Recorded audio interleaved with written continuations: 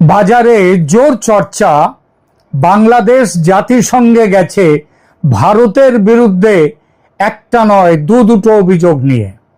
একটি অভিযোগ অবৈধ বাংলাদেশি তকমা দিয়ে পুশব্যাক করে দেশে জোর করে ফেরত পাঠানো নিয়ে, আর দ্বিতীয় যে অভিযোগ সেটা হলো বাংলাদেশের আপত্তি অগ্রাহ্য করে ভারত গায়ের জোরে সীমান্তে কাঁটা তারের বেড়া দিচ্ছে এই বিষয়ে। আর বাংলাদেশকে কমপ্লেন লজ করতে শ্যামচাচা মানে আমেরিকা নাকি উস্কে দিচ্ছে পেছন থেকে।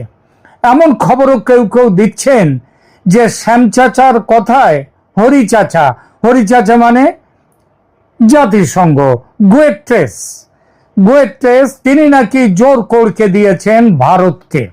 আর সেই করকানি খেয়ে ভারত নাকি ভয়ে লেজ গুটিয়ে বসে গেছে, আর বেড়া দিচ্ছে না সীমান্তে। এরকম খবরও দু একটা ইউটিউবার তারা দিয়ে রেখেছেন, বাংলাদেশের বলা বাহুল্য তারা দিয়েছেন। তো এখনকার আলোচনা এই খবরটির সত্য অসত্য নিয়ে। বিষয়টা জটিল ও গুরুত্বপূর্ণ, তাই দয়া করে পুরোটা শুনবেন, শোনার পর কমেন্ট করবেন এবং চ্যানেলটি সাবস্ক্রাইব করে সঙ্গে থাকবেন।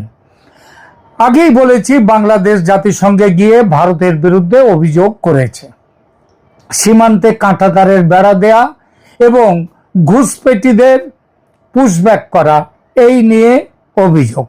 কিন্তু আসলে ঘটনাটা কি, সত্যিটা কি?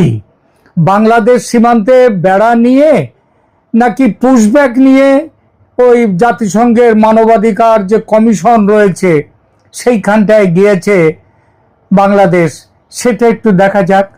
দেখুন, সীমান্তে বেড়া নিয়ে সমস্যা মেটাবার কাজ জাতিসংঘের মানবাধিকার কমিশনের এখতিয়ারেই পড়ে না। তাদের কাজ বড়জোর মানবাধিকার লঙ্ঘিত হচ্ছে কিনা সেটা দেখা। সেই হিসেবে বাংলাদেশ পুশব্যাক নিয়ে সেখানে যেতেই পারে, কিন্তু বেড়া দেয়া নিয়ে নয়। তবে এটা ঠিক, সীমান্ত বেড়া নিয়ে বাংলাদেশ তীব্র প্রতিবাদ জানাচ্ছে। কোথায় জানাচ্ছে? ভারতের কাছে।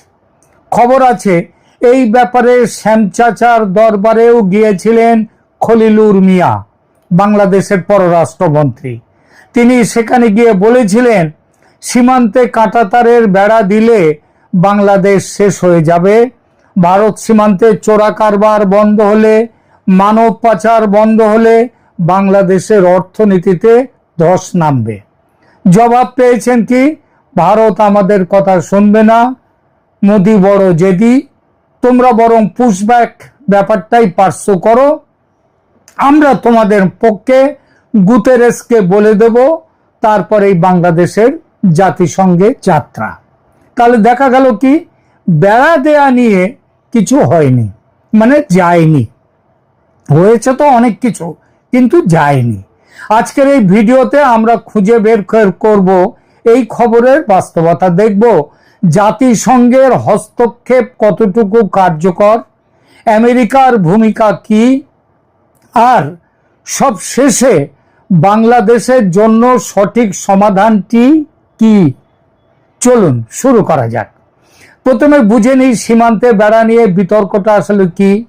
বাংলাদেশ বলছে 1975 সালের চুক্তি অনুযায়ী নোম্যান্স ল্যান্ডের 150 গজের মধ্যে কোনো স্থায়ী নির্মাণ করা যাবে না।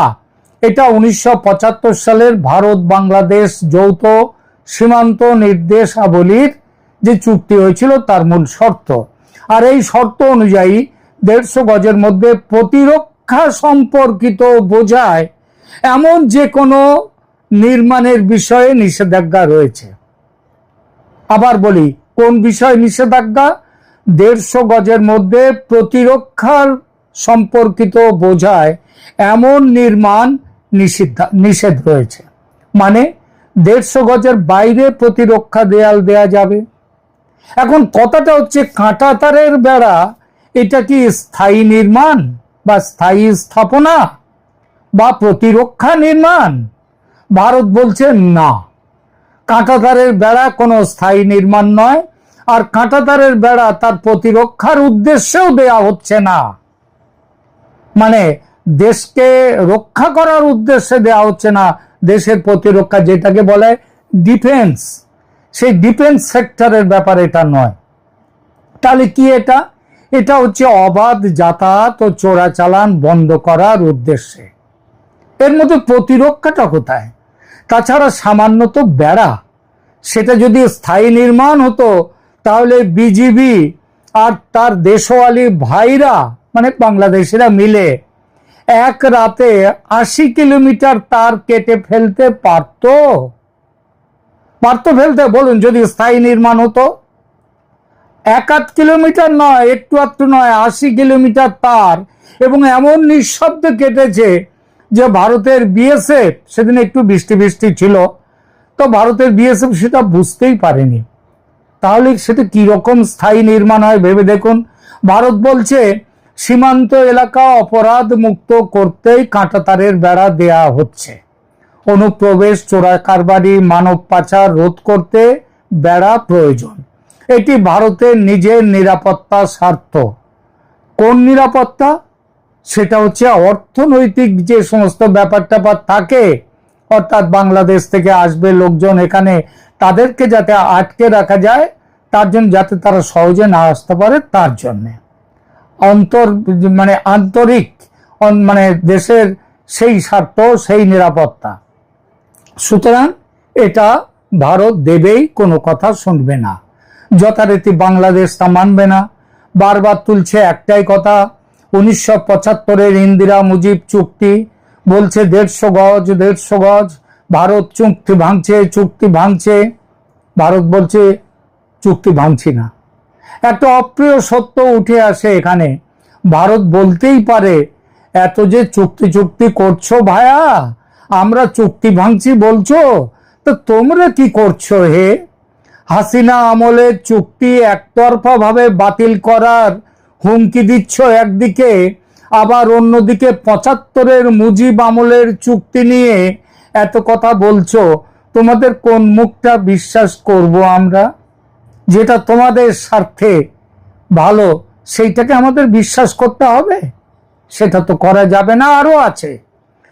আরো আছে। তোমরা যদি বলতে পারো হাসিনার আমলে করা চুক্তি মানছি না, মানবো না, তাহলে আমরাও তো বলতে পারি 75-এর ইন্দিরা মুজিব চুক্তি ভারতের স্বার্থ বিরোধী, এই চুক্তি মানছি না, মানবো না। কি হবে তাহলে আমরা যদি বলি? বাস্তবতাটা কি জানেন? বাস্তবতা হলো বাংলাদেশ সরকারিভাবে চুক্তি বাতিলের হুমকি দিচ্ছে বটে, তবে সেসব রাজনৈতিক হুমকি, পাবলিককে খাওয়ানোর জন্য গ্যালারি শো। আসলে জানে ভারতের সঙ্গে চুক্তি ভাঙতে গেলে সর্বনাশ। আরে অন্যান্য চুক্তির কথা ছেড়ে দিন, শুধু গঙ্গা জলের চুক্তিটা ধরুন, এটা হাসিনা করে গিয়েছিলেন। সে চুক্তি ভাঙলে গাইতে হবে কি? আমায় ডুবাইলি রে, আমায় ভাসাইলি রে, অকুল দরিয়ার মাঝে কুল নাই রে।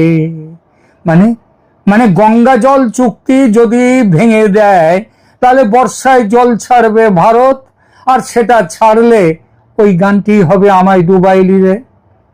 এটা তো বর্ষার সময়। আর গ্রীষ্মে গাইতে হবে আব্বাস উদ্দিন সাহেবের সেই গানটা, আল্লাহ মেঘ দে পানি দে ছায়া দে রে তুই, আল্লাহ মেঘ দে। বাংলাদেশ তাই বাস্তবে কোনো চুক্তি ভাঙতে গেলে একবার নয় 100 বার ভাববে। শেখ হাসিনার আমলে গত 15 বছরে 100-র বেশি চুক্তি হয়েছে, কিন্তু বাংলাদেশ সরকারিভাবে অনেক হুমকি দিয়েছে সেসব চুক্তি পুনর্বিবেচনা করে ভেঙে ফেলবে। এ পর্যন্ত ভেঙেছে কটা? একটা চুক্তি, একটা চুক্তি। কোন চুক্তিটা জানেন? চুক্তি বাতিল করেছে জিআরএসি ট্যাগ বোট চুক্তি, ভারত থেকে বোট কিনবার, বড় জাহাজ কেনার চুক্তি, সেইটা। বাকিগুলো না ভেঙে বন্ধ রেখেছে বা ঝুলিয়ে রেখেছে, কারণ ভাঙতে গেলে বিপদ। তাই ভারতের এই যুক্তি যে বাংলাদেশ চুক্তি ভাঙতে চাইছে, তাই ভারতও চুক্তি ভাঙবে বা ভাঙতে চাইবে, এটা টিট ফর ট্যাট। তুমি ভাঙলে আমিও ভাঙতে পারি।